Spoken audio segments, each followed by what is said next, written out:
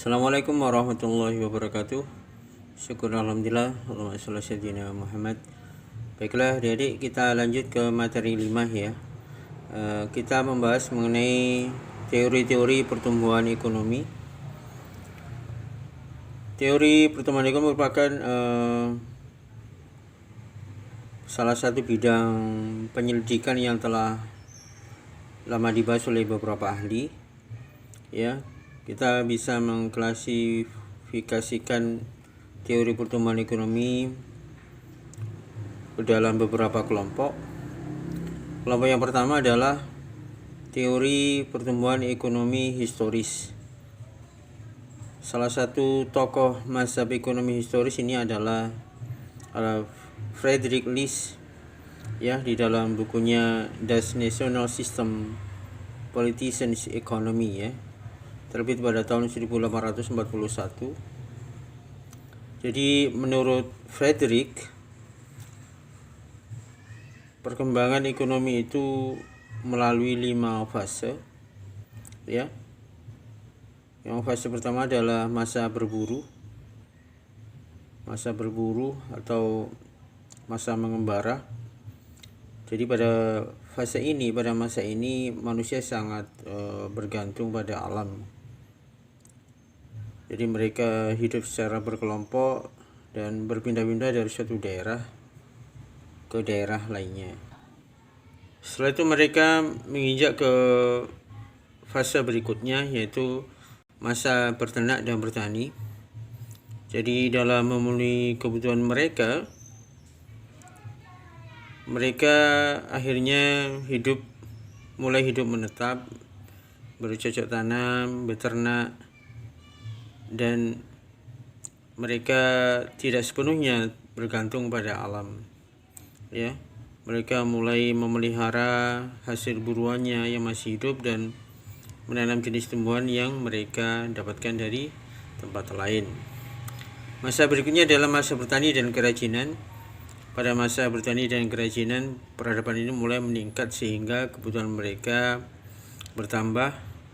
Jadi untuk mencukupi kebutuhannya, mereka berusaha memperluas lahan pertaniannya. Baik, dan mereka berusaha untuk mempermudah mereka dalam memenuhi kebutuhannya dalam bercocok tanam, dan mereka dengan membuat kerajinan tangan untuk membantu mengerjakan pekerjaan mereka dan juga untuk mengisi waktu senggang setelah bertani. Masa berikutnya adalah masa kerajinan industri dan perdagangan. Pada masa ini mereka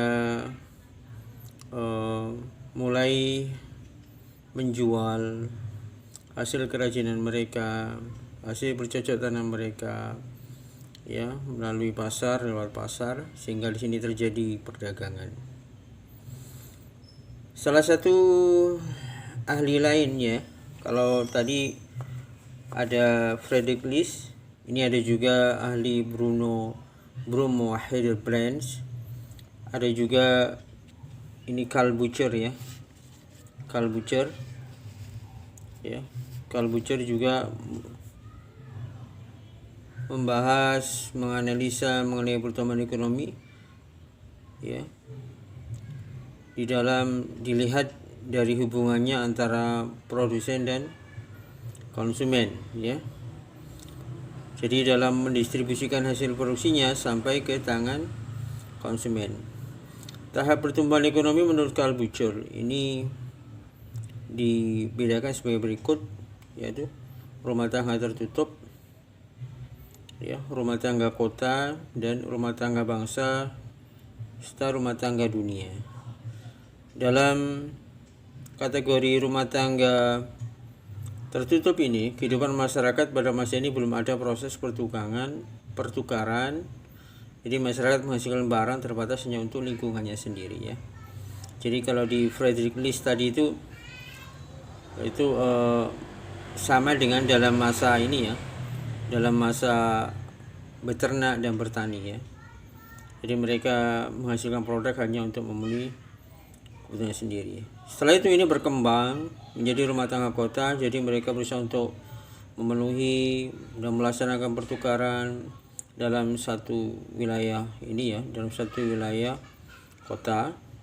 Berkembang lagi menjadi rumah tangga bangsa, jadi mereka melaksanakan aktivitas ekonominya baik produksi, konsumsi, dan distribusinya itu untuk memenuhi dalam skala yang besar, yaitu rumah tangga bangsa. Berkembang lagi menjadi rumah tangga dunia, jadi sistem perekonomian tidak terbatas hanya dalam satu negara, tapi sudah terjadi perdagangan dengan luar negeri. Ahli lain juga ada Werner Sambart ya. Di sini mengklasifikasikan perkembangan ekonomi dibagi menjadi beberapa hal ya. Ada zaman pra-kapitalisme, zaman kapitalisme madya, dan juga zaman kapitalis raya. Salah satu ahli juga yang masuk dalam kategori dalam teori pertumbuhan ekonomi historis adalah Weidman Rostow. Baik, selanjutnya kita membahas, kalau tadi di awal kita bahas mengenai teori pertumbuhan ekonomi historis, sekarang kita menginjak ke teori pertumbuhan ekonomi klasik ya. Di sini dipelopori salah satu pemikir ekonomi klasik adalah Adam Smith dan David Ricardo. Ya, mereka meletakkan landasan bagi perkembangan pemikiran ekonomi selanjutnya. Jadi menurut pandangan ekonomi klasik, ada 3 syarat yang mutlak yang diperlukan guna mencapai keserasian dalam kehidupan ekonomi dan kesejahteraan umum, yaitu spesialisasi, efisiensi, dan pasar bebas. Jadi menurut para pemikir ekonomi klasik ini, bahwa diperlukan spesialisasi, yaitu kekhususan, kemampuan khusus dalam memproduksi barang dan jasa. Jadi sebuah negara harus mempunyai kekhususan, spesialisasi dalam memproduksi sebuah produk, baik itu barang maupun jasa. Dan dituntut juga mereka untuk melakukan efisiensi, jadi untuk memproduksi barang, menghasilkan barang, baik itu berupa barang atau jasa, dengan efisien, yaitu dengan biaya yang serendah-rendahnya ya, sehingga mereka bisa bersaing masuk ke dalam pasar bebas.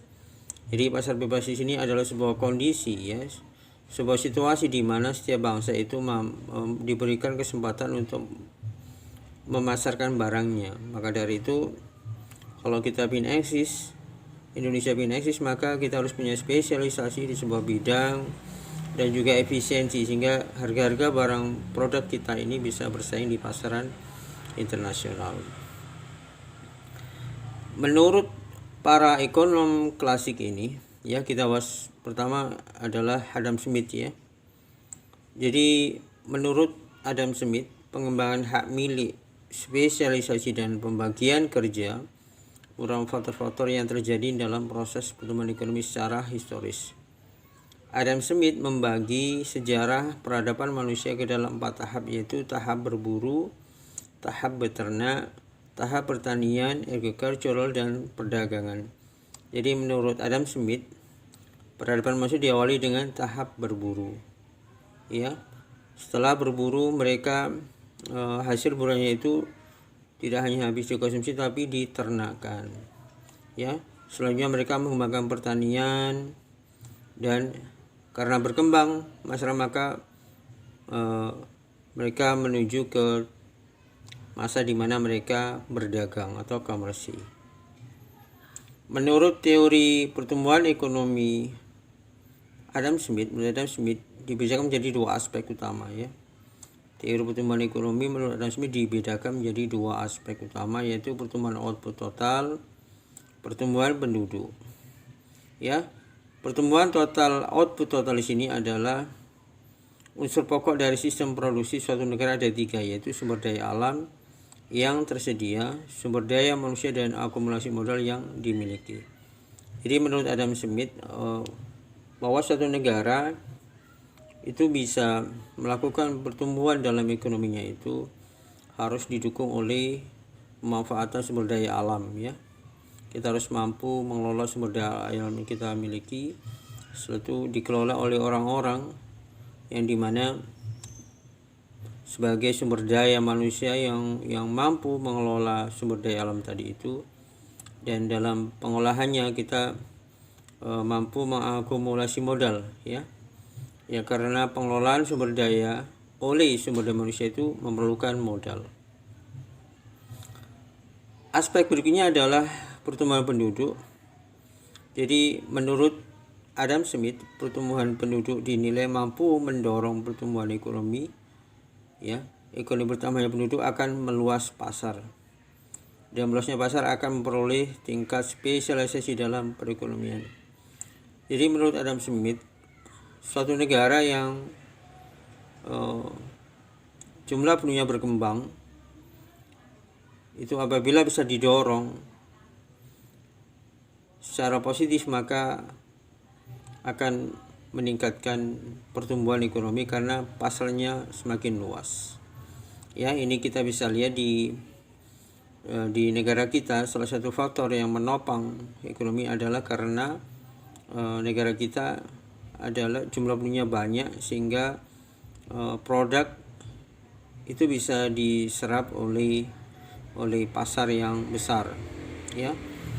Tapi juga ini salah satu teori yang disampaikan oleh Adam Smith yang pasti ada kritikan ya. Ada kritikan terhadap teori tersebut ya.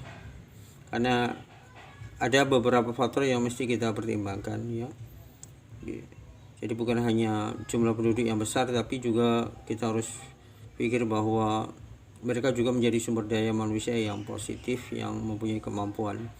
Jadi kalau jumlah penduduk saja yang luas tetapi dengan kemampuan yang terbatas, maka ini akan menjadi masalah ya, dimana akan menghambat terhadap pertumbuhan ekonomi.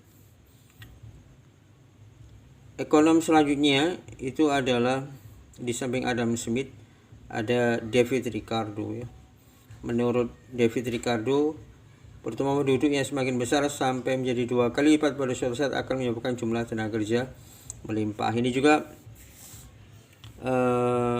perlu kita telah bahwa jumlah penduduk yang besar 2 kali lipat ya membuat jumlah tenaga kerja melimpah, tapi kita harus pikirkan bahwa jumlah tenaga kerja melimpah ini akan memberikan kontribusi yang positif apabila mereka mempunyai keahlian atau kemampuan yang khusus ya.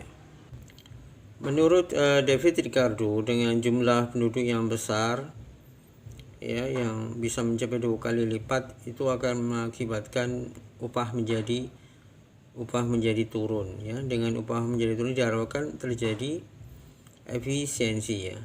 Ada kritikan juga terhadap teori yang disampaikan ini karena upah yang turun itu juga akan membuat daya beli mereka itu juga akan turun ya. Ini karena memang setiap teori ekonomi yang disampaikan itu pasti memiliki sisi di mana sisi lemah yang perlu dikritik ya.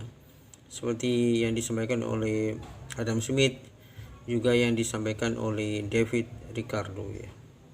Baiklah adik-adik, untuk pertemuan kali ini saya pikir cukup. Coba diulangi lagi videonya kalau memang kurang jelas, dan silakan rangkum ini ya, dan perluas wawasan adik-adik dengan googling, dengan mencari informasi dari informasi lain-lain yang bisa menambah wawasan adik-adik. Terima kasih atas perhatiannya kami ucapkan. Pak Budi akhiri, assalamualaikum warahmatullahi wabarakatuh.